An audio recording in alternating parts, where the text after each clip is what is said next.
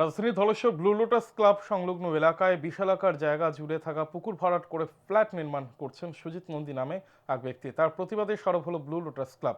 শুক্রবার ক্লাবের পক্ষ থেকে ক্লাব গৃহে এক সাংবাদিক সম্মেলনের আয়োজন করা হয়। সাংবাদিক সম্মেলনে ক্লাব সম্পাদক জানান, ৮ ঘন্টা জায়গা জুড়ে থাকা পুকুর ভরাট করে ফ্ল্যাট নির্মাণ করছেন সুজিত নন্দী। যদিও সুজিত নন্দী দাবি করেছেন তিনি প্রশাসন থেকে অনুমতি নিয়ে এই পুকুর ভরাট করে ফ্ল্যাট নির্মাণ করছেন। ক্লাব সম্পাদক প্রশাসন ও সরকারের নিকট দাবি জানান, এলাকার পুকুরগুলিকে যেন রক্ষা করা হয়, কারণ এলাকায় কোনো অগ্নিকাণ্ডের ঘটনা ঘটলে এই সকল পুকুর থেকে জল নিয়ে আগুন নেভানোর কাজে সুবিধা হবে।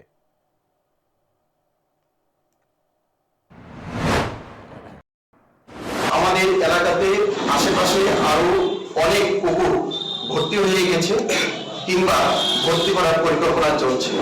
আমরা সরকারের আইনের পক্ষে, সরকারের নিয়ম নীতিকে সমর্থন জানিয়ে আমরা আপনাদের মাধ্যমে সরকারের কাছে, প্রশাসনের কাছে আমরা অনুরোধ রাখছি, আমাদের এলাকার পুকুরগুলো যাতে মাটি দিয়ে ভরাট না করে আগামী প্রজন্ম এবং ভবিষ্যতে বিপদ থেকে রক্ষা করার জন্য এই পুকুরগুলো যাতে বাঁচানোর প্রচেষ্টা করা হয়। প্রশাসনের কাছে আপনাদের মাধ্যমে আমাদের এই আবেদন